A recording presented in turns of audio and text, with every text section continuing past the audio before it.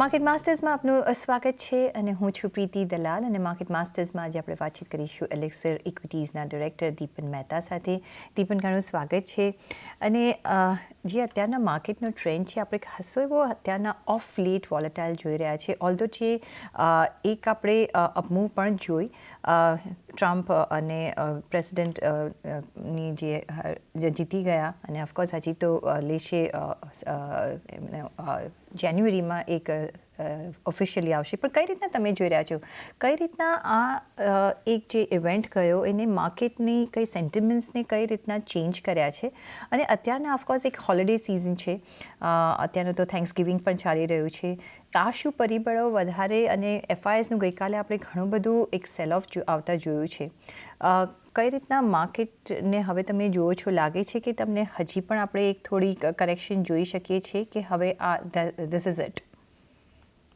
Yeah, Preeti, thank you for inviting on your show, and sorry about the video. It is not optimal, but મારા ખ્યાલથી હજી માર્કેટમાં થોડું cautious આપણે રહેવું જોઈએ, કારણ કે ટ્રમ્પની વિક્ટરી પછી જે આપણે રેલી જોઈ છે યુએસ માર્કેટ્સમાં અને ઇન્ડિયામાં મહારાષ્ટ્રની જે જીત આવી છે બીજેપીની, એના પછી પણ સારી એવી રેલી આપણે જોઈ છે આપણા માર્કેટમાં.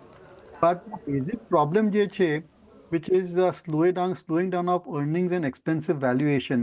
આ બે જે પ્રોબ્લેમ છે માર્કેટમાં એ તો હજી સુધી ગયા નથી અને હજી પણ ઘણા બધા સ્ટોક્સ આ 10% કરેક્શન પછી પણ ઘણા મોંઘા છે. They R quite expensive.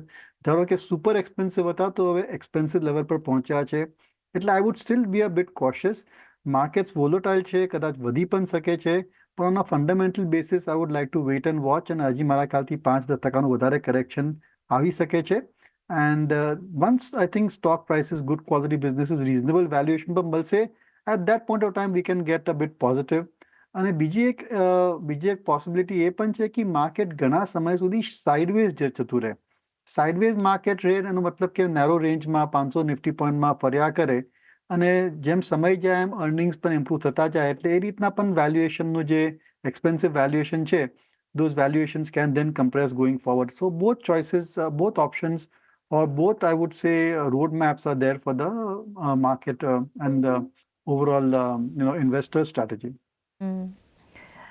આજે ઘણા બધા ન્યૂઝ આપણે જોઈ રહ્યા છીએ સ્ટોક સ્પેસિફિક. અગર જો જોઈએ કે એરિયા પેસિફિક જોઈએ, ઇન્સ્યોરન્સ સેક્ટર પર પહેલી નજર જાય છે, જ્યાં એક પ્રસ્તાવ રાખવામાં આવ્યો છે, કન્સલ્ટેશન પેપર ફ્લોટ કરી દેવામાં આવ્યું છે કે 100% એફડીઆઈ અહીંયા અલાઉ કરશે. ઇન્સ્યોરન્સ કાઉન્ટર્સમાં આપણે સારું એવું અહીંયા હમણાં ફોલ જોયો તો પાછલા 2-3 સેશનમાં.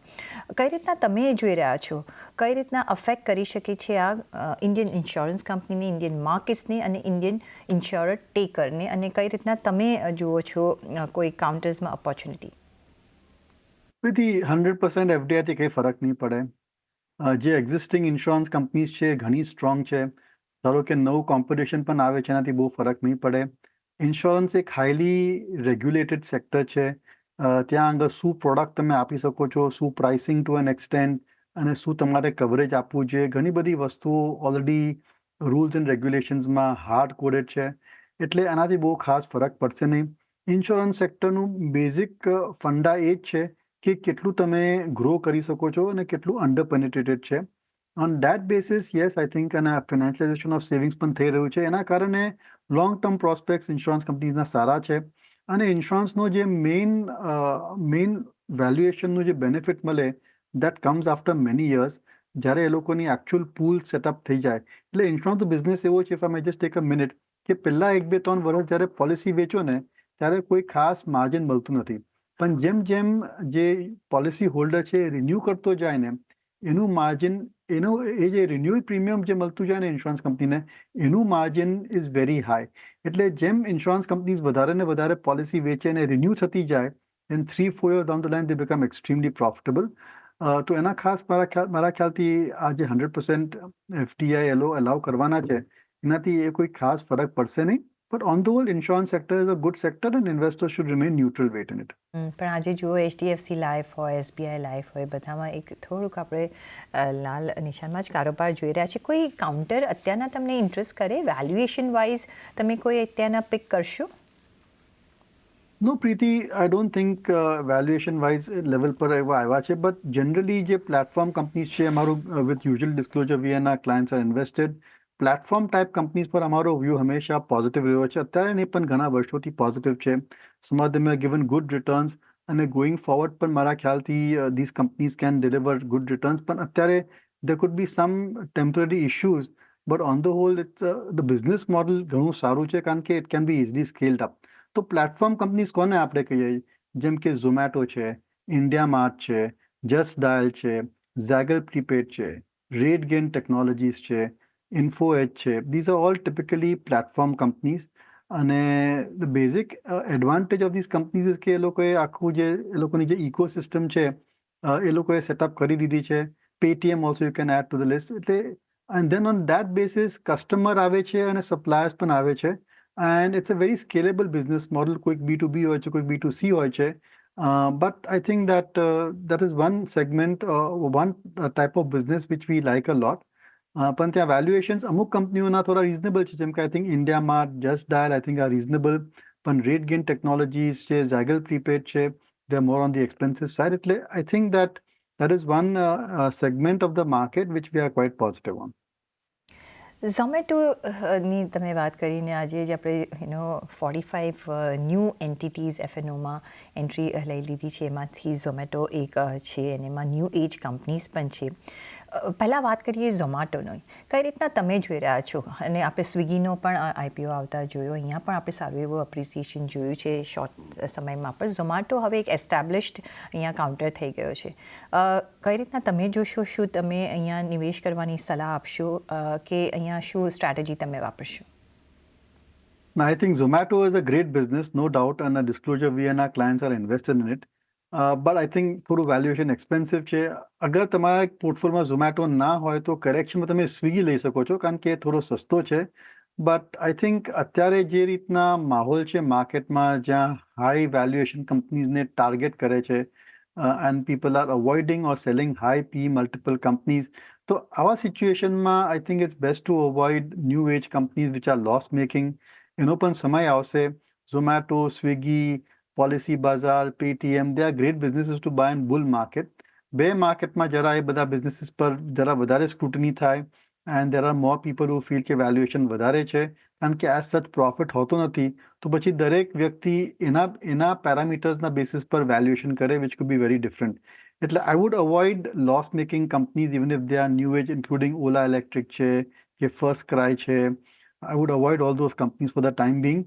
કારણ કે valuations are very high over there and they are good businesses, they are good stocks to own in a bull market. બીજો જે કાઉન્ટર છે જીઓ ફાઇનાન્સ અને ફિનાન્શિયલ સેક્ટર્સની આગળ આપણે વાત કરીએ, જીઓ ફાઇનાન્સનું પણ ઇન્ક્લુઝન થયું છે ને ઇન્ડેક્સમાં પણ આગળ જતાં થઈ શકે છે. કઈ રીતના તમે જોઈ રહ્યા છો ફાઇનાન્સ કંપનીઝ? એમાં આપણે એનબીએફસીસ પણ લઈ લઈએ અને સ્મોલ ફાઇનાન્સ કંપનીઝ. આ પ્લેટફોર્મ તમને કેવું લાગે છે? અને અહીંયા જો તમારે ચૂઝ એન્ડ પિક કરવું હોય અપાર્ટ ફ્રોમ ધ બેન્ક્સ, તમે કયું અહીંયા વર્ટિકલ ચૂઝ કરશો અને કયા કાઉન્ટર્સ ગમે તમને? એક તો પ્રીતિ છે ને, we are getting neutral to negative in banks. જેમ એ લોકો ક્વાઇટ ઓપ્ટિમિસ્ટિક હતા, ઘણા વર્ષોથી પોઝિટિવ હતા બેન્ક્સ પર, પાછલા 5-10 વર્ષથી પોઝિટિવ જ હતા. પણ હવે લાગે છે કે બેન્ક્સમાં થોડું ઘણું ઇશ્યુ આવી શકે છે in terms of providing decent returns. એનું કારણ એ છે કે આખું બેન્કિંગ સેક્ટર બહુ જ કમ્પેરેટિવ થઈ ગયું છે. અને જે રીતના પહેલાં Axis Bank, HDFC Bank, ICICI Bank easily આપણા માર્કેટ શેર એ લોકો વધારતા હતા at the expense of public sector banks, અને because of good service, good technology platform એ લોકો નવા કસ્ટમર્સ એટ્રેક્ટ કરી શકતા હતા.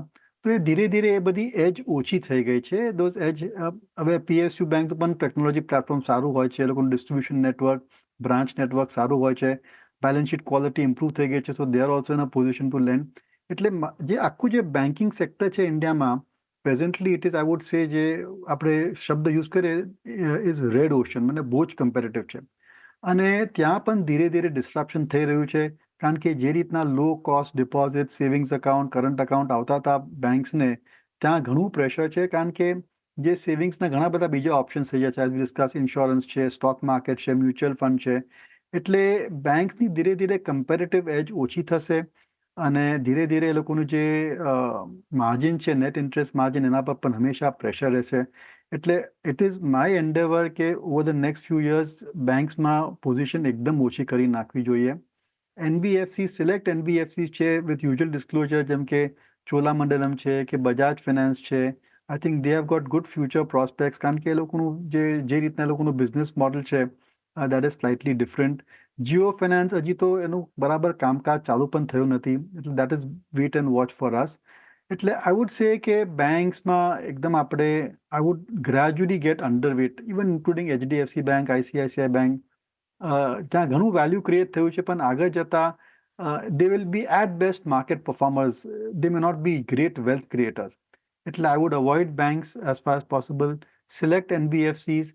Geo Finance is still work in progress according to me. So that is basically strategy as far as banks and NBFCs are concerned. Microfinance માં તમે contrarian way લઈ શકો છો, contrarian view લઈ શકો છો. Same with gold finance companies also. But I'm not sure that, જે રીતના આપણે એકદમ પોઝિટિવ હતા બેંક્સમાં અને જે રીતના એ લોકોએ છેલ્લા 20 વર્ષમાં ઘણું સારું એવું વેલ્થ ક્રિએટ કર્યું છે, આગળ જતા they will at best be market performers. What about the fintech companies then? અહીંયા કોઈ તમને ઇન્ટરેસ્ટ ખરો અત્યારના? No, I don't think so. I mean, આખું financial sectorમાં the best businesses to own are the financial services businesses, like the exchanges which are there or broking companies. પણ you are buying these companies at a peak. અને માર્કેટનું volume ઓછું થતું જાય કે market bearish ટ્રેન્ડમાં જતું રહે, તો definitely આ બધી કંપનીઓનું immediately you will see quarterly profits, growth rates going down. It's best to just wait and watch in the entire financial services space. And અમુક અલગ ટાઈપની પણ કંપનીઓ છે, જેમ કે CAMS છે, which is basically into, or CDSL છે, which is like a infrastructure company. પણ ત્યાં પર cyclical high પર આપણે લેવાનો મતલબ નથી લાગતો, and this is definitely a cyclical high in the capital market. Deepan, infra as a theme તમે આગળ જતાં કઈ રીતના પેન આઉટ થતા જોઈ રહ્યા છો? હવે જ્યારે મહારાષ્ટ્રના પણ હવે રિઝલ્ટ્સ આવી ગયા છે ને ઇન્ફ્રા પ્રોજેક્ટ્સમાં આપણે ઓફકોર્સ જે સ્પેન્ડિંગ છે ગવર્મેન્ટ તરફથી એ આપણે ઓફકોર્સ જોઈ રહ્યા છીએ, જે થોડું લેગ થયું હતું ફર્સ્ટ 6 મંથ્સમાં. કઈ રીતના તમે જોશો? કારણ કે એક આપણે જોઈએ તો એનબીસીસી હુડકોનું એક આપણે ડીલ આવતા જોઈએ, એનસીસી લિમિટેડ આજે જુઓ કઈ રીતના કામકાજ કરી રહ્યું છે. કોઈ તમને આ એરિયામાં કોઈ કાઉન્ટર્સ ગમે અને કોઈ એરિયાઝ ગમે? જો Preeti, again usual disclosure, I think કે ઇન્ફ્રાસ્ટ્રક્ચર કંપનીઝ છે એ લોકોના પ્રોસ્પેક્ટ સારા છે, અને જે રીતના ઓર્ડર બુક પોઝિશન છે અને જે રીતના પ્લાનિંગ થઈ રહ્યું છે ઇન્ડિયામાં અને અમુક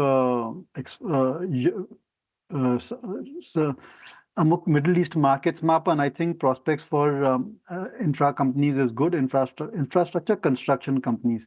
તો I would say with usual disclosure L&T દરેક પોર્ટફોલિયોમાં હોવું જોઈએ as a part of core holding.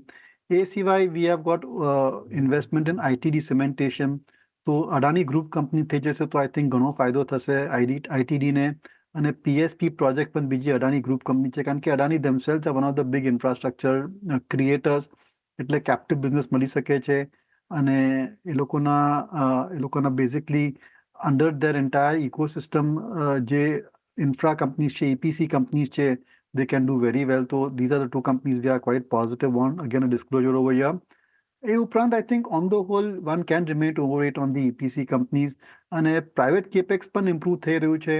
તો જે એન્જિનિયરિંગ કંપનીઝ છે, ઇલેક્ટ્રિકલ કંપનીઝ છે, એ લોકોના પણ પ્રોસ્પેક્ટ સારા છે. The likes of Cummins India, Kirloskar oil engine, electrical companies like Kalpataru છે કે KEC ઇન્ટરનેશનલ છે, I think their prospects also good. એટલે આખું આ જે કેપિટલ ગુડ સ્પેસ છે, whether it is engineering, procurement, construction કે electrical engineering companies જે actually equipment બનાવે છે, one should definitely be overweight over there. કારણ કે આવતા 3-4 વર્ષ કેપેક્સ સાયકલનું સારું એવું પિકઅપ આપણને જોવા મળશે. બીજી તરફ telecom companies telecom operator companies આજે ભારતી એરટેલ આપણે જોઈએ ક્વાઇટ બાઝિંગ છે અને થોડા દિવસ પહેલાં આપણે ન્યૂઝ પણ આવતા જોયા કે 100% તમારે જો સ્પેક્ટ્રમ પર તમારે ગેરંટી નહીં આપવી પડે 2022 પહેલાંનું જો હોય તો કઈ રીતના તમે જોઈ રહ્યા છો વોડાફોન જેવા કાઉન્ટરને કઈ રીતના અફેક્ટ કરી શકે છે ભારતી એરટેલ રિલાયન્સ જેવી કંપનીઝને કઈ રીતના અફેક્ટ કરી શકે છે અને આ સ્પેસમાં ઘણા લિમિટેડ પ્લેયર્સ છે કઈ રીતના અહીંયા તમે ઓપોર્ચ્યુનિટી જોઈ રહ્યા છો જો પ્રીતિ અમારું ભારતીમાં ઇન્વેસ્ટમેન્ટ છે અને એક કેવલ stand alone profitable telecom company છે એટલે તમને ટેલિકોમ કંપનીનો પ્લે જોઈતો હોય તમને ટેલિકોમ ઇન્ડસ્ટ્રીનું એક્સપોઝર જોઈતું હોય તો Bharti and I think Bharti Hexa the new listing they are the only two pure play telecom companies વોડાફોનને તો ઇન્વેસ્ટ ના કરે આનો ફંડામેન્ટલ બેસિસ કારણ કે હજી લોસ મેકિંગ છે અને મારા ખ્યાલથી I have no road map કે ક્યારે એ પ્રોફિટેબલ થશે so that is definitely an avoid અને જે જીઓ છે that is part of Reliance Industries એટલે you cannot buy shares of only Jio તમે રિલાયન્સ લેતા હો તો you are basically buying 3 businesses we are buying retail you are buying the oil to chemical and you are buying the telecom business એટલે it's like buying in to a diversified fund So from that point of view, telecom માં exposure જોઈતું હોય તો you definitely have to go only with Bharati અને ત્યાં prospect સારા છે but stock ઘણો રેલી થઈ ગયો છે એટલે I don't think at these levels risk return profile તમને ફેવર કરશે